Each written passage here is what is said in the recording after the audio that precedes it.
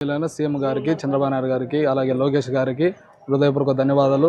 మా సమస్య ఏమంటే మమ్మల్ని ఇద్దరు ఫ్యామిలీ, మా అన్నదమ్ముల ఫ్యామిలీని ఇద్దరిని హౌస్ హోల్డ్ బ్యాంక్లో 11 మంది పిల్లల్ని మమ్మల్ని వేయడం కారణంగా తల్లికి వందనం పథకం మనకు లభించలేదు. గత 5 సంవత్సరాల నుంచి, గత ప్రభుత్వం నుంచి కూడా ఇలాగే జరుగుతుంది. అక్కడ సచివాలయానికి ఇచ్చాము అర్జీని, అలాగే కలెక్టర్ ఆఫీస్కి ఇచ్చాము, ఇంకా ఎంఆర్ఓకి, ఎమ్మెల్యే గారు వీళ్ళందరికీ ఇచ్చాము. మాకు ఎటువంటి న్యాయం జరగలేదు, పరిష్కారం జరగలేదు. ఈ హౌస్ హోల్డ్ మ్యాపింగ్లో ఉన్నందువలన మాకు ఓటే ఫ్యామిలీ చూపిస్తుంది. ఓటే ఫ్యామిలీ వల్ల మాకు ఎవరికి కూడా పడలేదు. యూనిట్స్ ఎక్కువ చూపిస్తున్నాయి, కరెంటు బిల్లు ఎక్కువ చూపిస్తున్నాయని ఏదో కారణంగా మాకు మా పిల్లలకి డబ్బులు పడకోకుండా ఈ ప్రభుత్వం నుంచి ఎటువంటి లబ్ధి కానీ, ఆ తల్లికి వందనం అయితే అని వేరే ఏది రైతు భరోసాలు కానీ ఏది కూడా మాకు పడడం లేదు. ఏది కూడా మాకు న్యాయం జరగడం లేదు.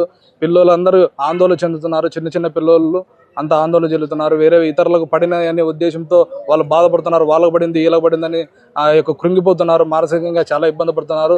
దయించి అలాగే పవన్ కళ్యాణ్ సార్ కూడా మమ్మల్ని గుర్తించి మీరు న్యాయం చేయాల్సిందిగా కోరుతున్నాం. మా ఆవేదన మీరు వ్యక్తం చేయాల్సిందిగా చూడమని మీరు వేడుకుంటున్నాము. మాకు మా పిల్లలకందరికీ మీరు తల్లి వందనము పథకము ఇప్పుడు నెక్స్ట్ లెవెల్లో కూడా మాకు ఇచ్చేటట్లు మీరు సాయం చేయమని వేడుకుంటున్నాము. అలాగే ఈ పిల్లలందరికీ మీరే దయవుంచి మీరు సాయం చేసి కోరుతున్నాం. తల్లికి వందనం వల్లేదు. హౌస్ హోల్డ్ మ్యాపింగ్ ఒకటే దాంట్లోనే మమ్మల్ని మ్యాపింగ్ చేశారు. స్పిరిట్ ఆప్షన్ రాలేదు. వచ్చినాక చేస్తామని అంటున్నారు. స్పిరిట్ ఆప్షన్ వచ్చే ఇంతకి 5 ఏళ్ళు 6 ఏళ్ళు అయింది. ఇంతవరకు స్పిరిట్ ఆప్షన్ రాలేదు. అంతలో పిల్లలు చదువులు కూడా అయిపోతాయి. మేము ఎటువంటి గవర్నమెంట్ నుంచి ఏ పథకం కూడా మేము తీసుకోలేకపోతున్నాం. సార్ ఏమంటున్నారంటే ఇది జిల్లా స్థాయిలో జరిగేది కాదు, స్టేట్ నుంచి రావాలా, అక్కడ నుంచి స్పిరిట్ ఆప్షన్ వస్తే తప్ప డివైడ్ కాదని అంటున్నారు. అదే సార్, మాకు న్యాయం చేయవలసిందిగా కోరుతున్నాం పై స్థాయి వాళ్ళకి.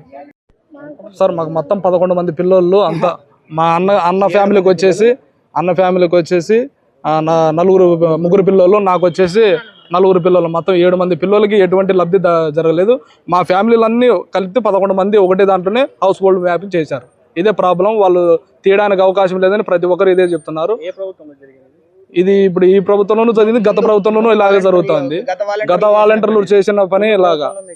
ముందు వాలంటీర్ అక్కడ కూడా రేషన్ కార్డు డివైడ్ అయిపోయినాం, రాలేదు.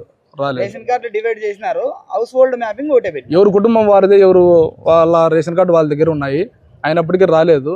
అప్పుడు గత ప్రభుత్వంలో, వైఎస్ఆర్ ప్రభుత్వంలో కూడా ఈ సచివాలయాల్లో కూడా ఇలాగే చెప్తూనే ఉన్నారు. ఇప్పుడు ఉన్న ప్రభుత్వంలో కూడా, టీడీ ప్రభుత్వంలో కూడా ఇలాగే జరుగుతుంది. అదే మాకు పై స్థాయి వాళ్ళు, సీఎం సార్ వాళ్ళు మాకు న్యాయం చేయాల్సిందిగా కోరుతున్నాం. ఇచ్చాము, కలెక్టర్ గారు సార్ కూడా ఇచ్చాము. పైన ఆప్షన్ రాలేదు, మేమేం చేయలేము. వాళ్ళు వస్తే మేము చేయగలుగుతాము.